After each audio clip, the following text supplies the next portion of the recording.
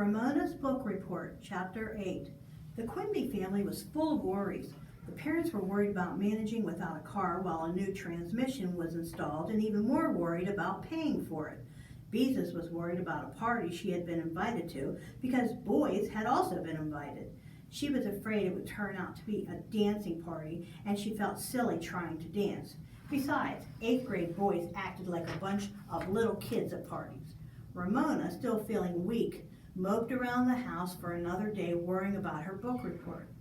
If she made it interesting, Mrs. Whaley would think that she was showing off, and if she did not make it interesting, her teacher would not like it. On top of everything, Beezus happened to look at her father's head as he bent over his books at the dining room table that evening. "Daddy, you're getting thin on top," she cried out, shocked. Ramona rushed to look. "Just a little thin," she said, because she did not want to hurt her father's feelings. "You aren't bald yet." Mrs. Quimby also examined the top of her husband's head. "It is a little thin," she agreed and kissed the spot. "Never mind, I found the gray hair last week." "What is this, a conference about my hair?" asked Mr. Quimby, and he grabbed his wife around the waist. "Don't worry," he told her. "I'll still love you when you're old and gray." "Thanks a lot," said Mrs. Quimby, not wanting to think of herself as old and gray. They both laughed. Mr. Quimby released his wife and gave her a playful slap on the bottom, an act that amused and shocked his daughters. Ramona had two feelings about this conversation. She did not want her father's hair to grow thin or her mother's hair to grow gray. She wanted her parents to stay exactly as they were forever and ever. But oh, how good it was to see them be so affectionate with one another. She knew her mother and father loved one another, but sometimes when they were tired and hurried, or when they had a long, serious conversations after the girls had gone to bed, she wondered and worried, because she knew children whose parents had stopped loving one another. Now she knew everything was all right. Suddenly, Ramona felt so happy that a book report did not seem so difficult after all, if she could think of a way to make it interesting. The book, The Left Behind Cat, which Mrs. Whaley had sent home for Ramona to read for her report, was divided into chapters but used babyish words. The story was about a cat that was left behind when a family moved away, and about its adventures with a dog, another cat, and some children before it finally found a home with a nice old couple who gave it a saucer of cream and named it Lefty because its left paw was white and because it had been left behind. Medium boring, thought Ramona. Good enough to pass the time on the bus, but not good enough to read during sustained silent reading. Besides, cream cost too much to give to a cat. The most that old people would give a cat was half and half, she thought. Ramona required accuracy from books as well as from people. "Daddy, how do you sell something?" Ramona interrupted her father, who was studying, even though she knew she should not. However, her need for an answer was urgent.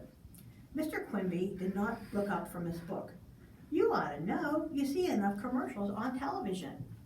Ramona considered his answer. She had always looked upon commercials as entertainment, but now she thought about some of her favorites: the cat that danced back and forth, the dog that pushed away brand X dog food with his paw, the man who ate a pizza, got indigestion, and groaned that he couldn't believe he ate the whole thing, the 6 horses that pulled the Wells Fargo Bank stagecoach across the deserts and over mountains.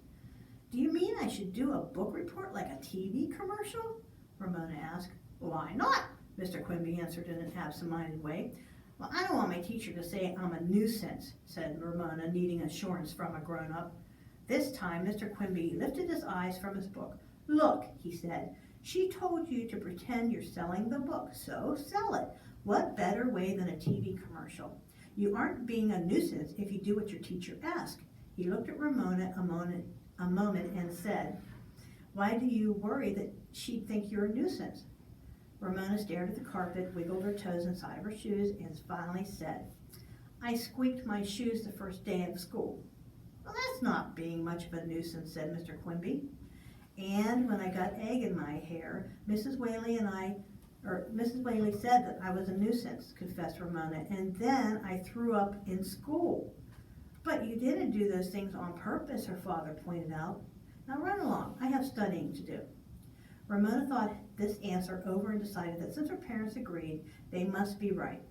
Well, Mrs. Whaley could just go jump in a lake.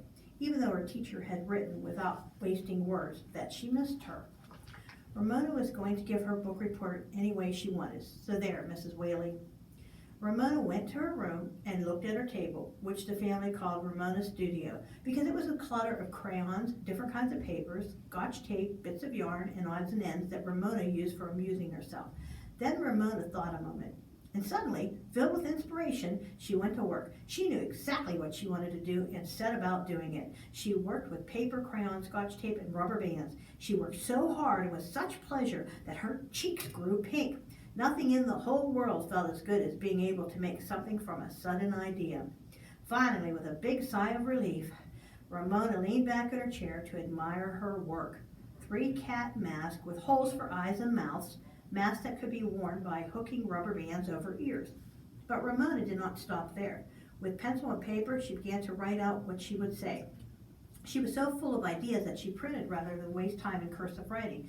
Next, she phoned Sarah and Janet, keeping her voice low and trying not to giggle so that she wouldn't disturb her father any more than necessary, and explained her plan to them. Both her friends giggled and agreed to take part in the book report. Ramona spent the rest of the evening memorizing what she was going to say. The next morning on the bus and at school, no one even mentioned Ramona's throwing up. She had braced herself for some remark from Yardy, but all he said was, "Hi, Superfoot."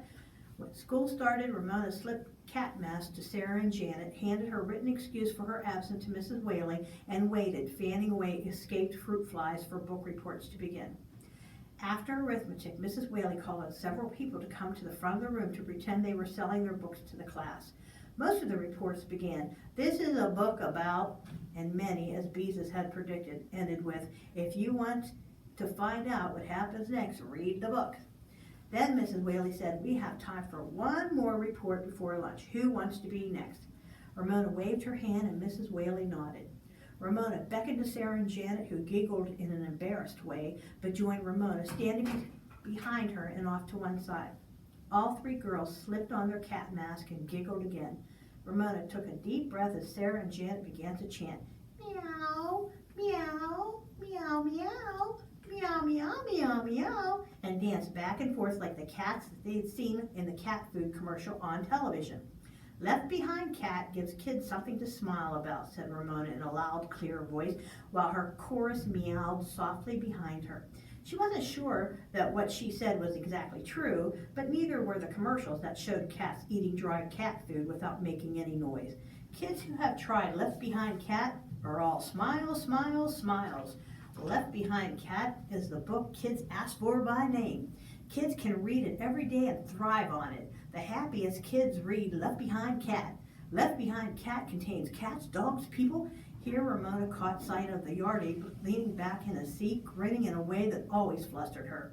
She could not help interrupting herself with a giggle, and after suppressing it, she tried not to look at Yardy and to take up where she had left off. Cats, dogs, and people. The giggle came back and Ramona was lost. She could not remember what came next. Cats, dogs, people, she repeated, trying to start and failing. Mrs. Whaley and the class waited. Yardy grinned. Ramona's loyal chorus meowed and danced. This performance could not go on all morning. Ramona had to say something, anything, to end the waiting, the meowing, her book report. She tried desperately to recall a fast food commercial, any fast food cat food commercial, and could not. All she could remember was a man on television who ate the pizza, and so she blurted out the only sentence she could think of. "I can't believe I read the whole thing." Mrs. Whaley's laugh rang out above the laughter of the class. Ramona felt her face turn red behind her mask, and her ears, visible to the class, turned red as well. "Thank you, Ramona," said Mrs. Whaley. "That was most entertaining. Class, you are excused for lunch." Ramona felt brave behind her cat mask. "Mrs. Whaley," she said, as the class pushed back the chairs and gathered up their lunch boxes, "that wasn't the way my report was supposed to end." "Well, did you like the book?" asked Mrs. Whaley. "Not really," confessed Ramona. "Then I think it was a good way to end your report," said the teacher. "Asking the class to sell books they really don't like isn't fair. Now that I stopped to think about it, I was only trying to make book reports a little livelier." Encouraged by this confession and still safe behind her mask, Ramona had the boldness to speak up. Mrs. Whaley, she said with her heart pounding, you told Mrs. Larson that I'm a nuisance, and I don't think I am. Mrs. Whaley looked astonished. When did I say that? The day I got egg in my hair, said Ramona. You called me a show-off and said I was a nuisance. Mrs. Whaley frowned, thinking, well, Ramona, I can recall saying something about my little show-off, but I meant it affectionately, and I'm sure I never called you a nuisance. Yes, you did, insisted Ramona. You said I was a show-off, and then you said, what a nuisance. Ramona could never forget those exact words. Mrs. Whaley, who had looked worried, smiled in relief. Oh, Ramona, you misunderstood, she said. I meant that trying to wash egg out of your hair was a nuisance for Mrs. Larson. I didn't mean that you personally were a nuisance. Ramona felt a little better, enough to come out from under her mask to say, I wasn't showing off. I was just trying to crack an egg on my head like everyone else.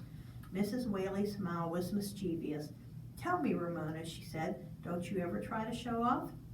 Ramona was embarrassed. Well, maybe sometimes a little, she admitted.